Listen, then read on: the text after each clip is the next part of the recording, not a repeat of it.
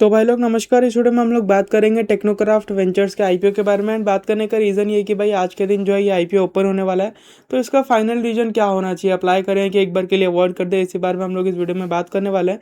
First of all मैं आप लोगों को बोल दूं, इसका जो जीएमपी है अभी के टाइम में अराउंड 8% के आसपास चल रहा है, ठीक है। और अगर मैं आपको इसका बिजनेस मॉडल के बारे में बोलूं तो मेनली ये लोग बीजेपी रूल स्टेट में रोड वगैरह बनाने का काम करते हैं, वाटर मैनेजमेंट का काम करते हैं, यानी कि कहीं पे नाला जाम हो गया, नाला खोल देना, कहीं पे नया नाला बना देना, कहीं पे पानी का स्टोरेज कैसे क्या करना है उसका फैसिलिटी बिल्ड करना वगैरह वगैरह, ठीक है।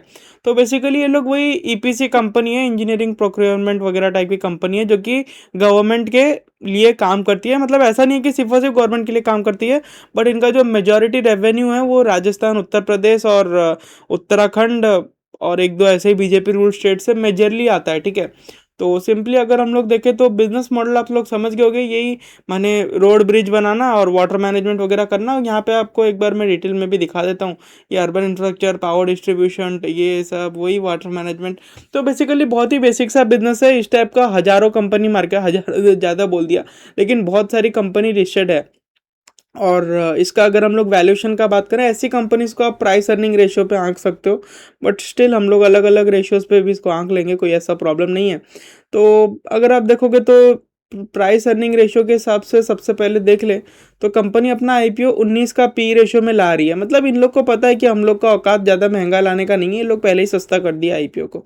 और बाकी अगर आप देखोगे तो कंपनी में ग्रोथ तो हो रहा है ठीक ठाक, लेकिन आजकल गवर्नमेंट रिलेटेड स्टॉक्स का जो अवस्था है, भले ही ग्रोथ हो लेकिन मार्केट उनको फिर भी पीट रहा है। जैसे कि पीछे एक तो कंपनी आई थी ओसवाल पंप्स करके, आपको याद होगा, बट भले ही इसका रिजल्ट ठीक ठाक आ रहा है, स्टिल मार्केट बिल्कुल इसको खींचने के लिए तैयार ही नहीं है। लेकिन इसका रिजल्ट अच्छा आ रहा है, ऐसा नहीं कि रिजल्ट इतना खराब आ रहा है। कंपनी कौड़ियों के भाव बिक रही है, 9 के पी रेशियो में बिक रही है। तो गवर्नमेंट कंपनी होकर कंपनी इतना नीचे क्यों बिक रही है, ये क्वेश्चन रेज होना चाहिए। इसलिए बिक रही है क्योंकि जहाँ तक मेरे को लगता है कि लोग ये एंटिसिपेट कर रहे हैं कि भाई गवर्नमेंट का ऑर्डर फुलफिलमेंट रेशियो क्या, मतलब ऑर्डर फुलफिलमेंट तो ये लोग करेंगे। मतलब गवर्नमेंट जिस हिसाब से इनको ऑर्डर दे रही है, क्या देती रहेगी, क्योंकि गवर्नमेंट को ऑब्वियसली उत्तर प्रदेश का इलेक्शन भी करीब आ रहा है, और बीजेपी को अगर अपना सीट बचाना है तो वहाँ पैसा बांटना पड़ेगा। बिना पैसा किए तो इनको धक्का मार के निकाल देंगे वोटर्स लोग। तो क्या इलेक्शन का माहौल में ऐसी कंपनीज को ऑर्डर्स मिलते रहेंगे गवर्नमेंट की तरफ से? तो मेरे को लगता है कि यही वो मेन रीज़न है जिस वजह से सब कंपनीज नीचे हुई है। और जनरली मैं आपको एक तो फैक्ट बताऊं क्या, जितनी भी पीएसयू कंपनीज होती है या ऐसी कंपनीज होती है जो कि गवर्नमेंट के वजह से सरवाइव कर रही है, वो सब कंपनीज का ना एक तो साइकिल आता है। हर आप 8-10 साल में देखोगे इन लोग में बहुत बड़ा बुल रन आएगा, और फिर 10-11 साल तक ये लोग एकदम ठंडे हो जाएंगे, उस टाइप का इनका माहौल रहता है। तो वो भी हो सकता है। बट इसका दूसरा रीज़न मैं आपको बताता हूँ। अगर आप यहाँ पे इनका कैश फ्लो जाकर देखोगे तो नेगेटिव कैश फ्लो है, यानी कि ये लोग उधार में बेच रहे हैं और कैश में खरीद रहे हैं। समझ पा रहे बात को? तो वो एक तो प्रॉब्लम हो जाता है। नेगेटिव कैश फ्लो आपको यही बताता है कि भाई आप उधार में बेच रहे हो और कैश में खरीद रहे हो। तो अब government company, rather government dependent company हो के भी अगर तुम नेगेटिव कैश फ्लो मेंटेन कर रहे हो, तो ये कहीं ना कहीं अलार्म रेज करता है कि भाई क्या सरकार भी टाइम पे पैसा नहीं दे रही है। और अगर सरकार टाइम पे पैसा नहीं दे रही है तो क्या आने वाले समय में सरकार तुमको ऑर्डर भी देगी क्या? तो वो एक तो क्वेश्चन रेज होता है। तो वही प्रॉब्लम मेरे को लगता है कि टेक्नोक्राफ्ट भी झेल सकता है। और अगर आप देखोगे तो टेक्नोक्राफ्ट जैसा और एग्जैक्ट बिजनेस टाइप का मैं आपको बताता हूँ, एचजी इंफ्रा करके एक तो कंपनी है।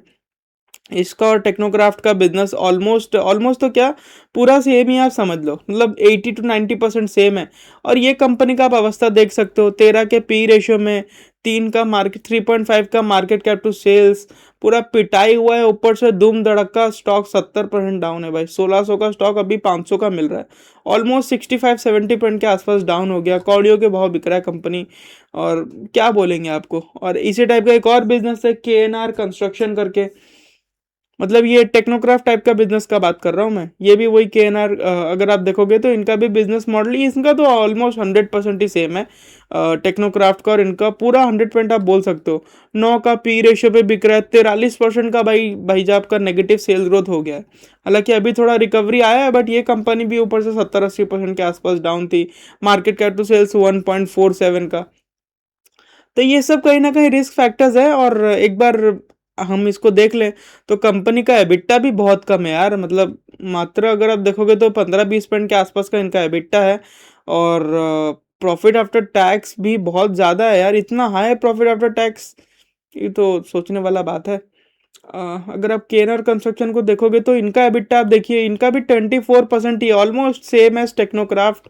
और इनका जो एबिटा 100, और इनका भी नेट प्रॉफिट ऑलमोस्ट ज़्यादा कोई कम नहीं होता। तो ठीक है, ये सेक्टर का आई गेस यही वाला है कि इनका नेट प्रॉफिट बहुत ज़्यादा कम नहीं होता है इसको, मतलब एबिटा के एबिटा को अगर हम देखें तो एबिटा से कंपेयर करें तो इतना कम नेट प्रॉफिट नहीं है, यानी कि इन लोग का ज़्यादा खर्चा नहीं पड़ रहा है। मतलब बीच का जो खर्चा होता है ना, डिप्रिसिएशन, इंटरेस्ट, कंपनी में डेट का प्रेशर भी कम है, तो वो रीज़न हो सकता है कि कंपनी को ज़्यादा मतलब ऑपरेटिंग मार्जिन इनका रदर प्रॉफिट आफ्टर टैक्स इनका हाई निकल के आ रहा है। और साथ साथ अगर आप एच जी इंफ्रा को भी देखोगे तो इनका भी जो ऑपरेटिंग मार्जिन है, इनका ऑपरेटिंग मार्जिन भले ही कम है, हम लोग मान सकते हैं, बट ऑन एन एवरेज इनका भी 20s में रहता है, 20s के आसपास रहता है अगर आप एवरेज आउट करोगे तो। अभी थोड़ा सा कम हुआ है क्वार्टरली अगर आप देखें, बट अगर आप ईयरली के हिसाब से देखोगे तो आजकल रिसेंट में ये लोग 20% के आसपास का ये भी कर रहे हैं, तो इनका भी वही 20% के आसपास ही है। और ये लोग इस सेक्टर में आप ज़्यादा एबिटा रख ही नहीं सकते, क्योंकि कंपनी जिस सेक्टर में काम कर रही है, आप जहाँ पे ज़्यादा एबिटा रखोगे तो दूसरे लोग को गवर्नमेंट टेंडर दे देगी, एच जी इंफ्रा को दे देगी, केएनआर को दे देगी, जो थोड़ा कम कम दाम में काम करने को तैयार है, तो वो भी प्रॉब्लम होता है। तो बेसिकली ये बिजनेस मॉडल सिक्लिकल है, मतलब एक बूम आएगा। जनरली आप देखो किसी भी सरकारी कंपनी या गवर्नमेंट डिपेंडेंट कंपनी को उठा के देख लो, एक तो बूम आता है 7-8 साल में, पूरा स्टॉक्स भागते हैं, फिर एक तो धप्पा हो जाता है, 10-10 साल तक एकदम हिलता ही नहीं है, वो हिसाब से आपको देखना चाहिए। और इसका जीएमपी अगर आप देखोगे तो अभी के टाइम में 8% का चल रहा है, और फंडामेंटल्स इतना कोई जोरदार नहीं है, समझ रहे हो, फंडामेंटल्स इतना कोई जोरदार नहीं है, और वैल्यूएशंस भी इतना कोई जोरदार नहीं है। 19 का P ratio, market cap to sales के हिसाब से भी कंपनी महंगी है। अगर आप मेरे से पूछोगे तो मैं इसमें पर्सनली अप्लाई नहीं करने वाला हूँ, क्योंकि यार मेरे को बेहतर अपॉर्चुनिटीज दिख रहा है ना। हाँ, वो हम देख सकते हैं कि यार कंपनी का ग्रोथ हो रहा है 227 से 281 फिर 347, बट स्टिल आईपीओ में क्यों इन्वेस्ट करना है आपको, समझ रहे हो। मतलब अगर आपको सेम सेक्टर में दूसरी कंपनीज बहुत सस्ते वैल्यूएशन में कंपेयर टू टेक्नोक्राफ्ट मिल रही है, एच जी इंफ्रा का मार्केट कैप टू सेल्स आप देखिए 0.69 का है, इसका जो मार्केट कैप टू सेल्स है वो अराउंड 2 के आसपास का, यार 2 से भी ज़्यादा है। कंपनी 370 करोड़ का सेल करके मार्केट कैप डिमांड कर रही है 840 करोड़ का, भाई 2.5 के आसपास का मार्केट कैप टू सेल्स है, तो क्यों इतना मार्केट कैप टू सेल्स दें हम, तुम इतना क्या हाथी घोड़ा कर रहे हो क्या।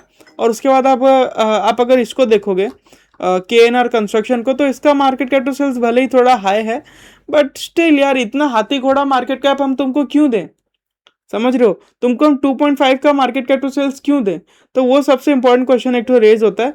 और मेरे को लगता है कि देखो आईपीओ में अगर आपको सट्टा खेलना है जीएमपी देख के तो अप्लाई कर दो, बट मेरा काम अपना पॉइंट ऑफ व्यू शेयर करने का, मेरे पॉइंट ऑफ व्यू के हिसाब से मेरे को ना इसका बिजनेस पसंद है ना फंडामेंटल्स पसंद है।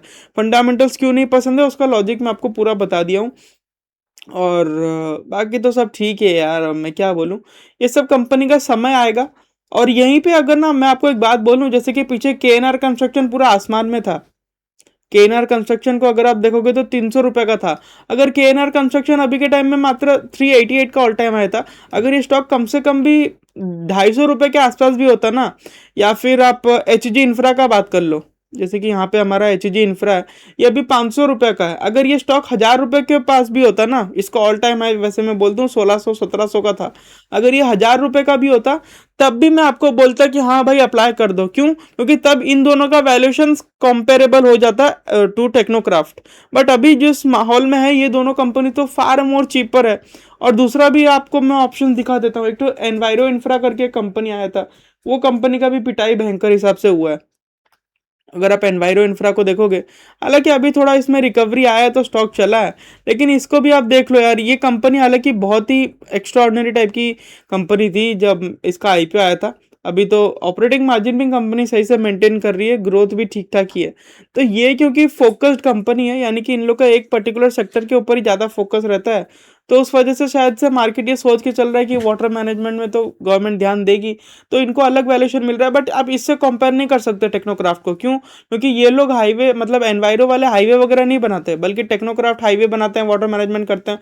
तो टेक्नोक्राफ्ट को आप कंपेयर कर सकते हो एग्जैक्टली केएनआर कंस्ट्रक्शन से, पूरा सेम बिजनेस मॉडल है केएनआर का और टेक्नोक्राफ्ट वालों का, जैसे कि मैं आपको एक्सप्लेन कर दिया ऑलरेडी। तो यार देखो, अगर आप मेरे से पूछोगे एज अ सेंसिबल इन्वेस्टर आप इसको अवॉइड कर सकते हो, लेकिन लेकिन क्या ये नेगेटिव लिस्ट हो जाएगा, ये मैं नहीं बोल रहा हूँ, क्योंकि इसका जीएमपी 8 पॉइंट के आसपास चल रहा है।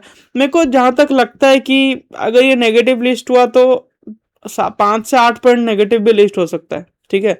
और अगर ये पॉजिटिव लिस्ट हुआ तो 10% से ऊपर लिस्ट कोई हाल में नहीं होगा। मेरा एक्सपेक्टेशन है कि 5 से 8 पॉइंट पॉजिटिव और 5 से 8% नेगेटिव, तो 1:1 का रिस्क रिवॉर्ड है। तो मेरे को ये इतना कोई दमदार नहीं लग रहा है, मैं पर्सनली इसको अवॉइड करने का सोच रहा हूँ। और बाकी मैं इसका फाइनल डिसीजन आपको उस दिन बताऊंगा जिस दिन ये आईपीओ बंद हो रहा होगा, रादर उसके एक दिन पहले बताऊंगा, यानी कि 11 तारीख को आईपीओ बंद हो रहा है तो 10 तारीख को आपको ये वीडियो मिल जाएगा, या तो 11 तारीख को सुबह सुबह मिल जाएगा। तो यार इतना ही रखते हैं इस वीडियो में। आई होप आप लोग को वीडियो पसंद आया होगा। फिर मुलाकात होगी अगले वीडियो में, तब तक के लिए नमस्कार।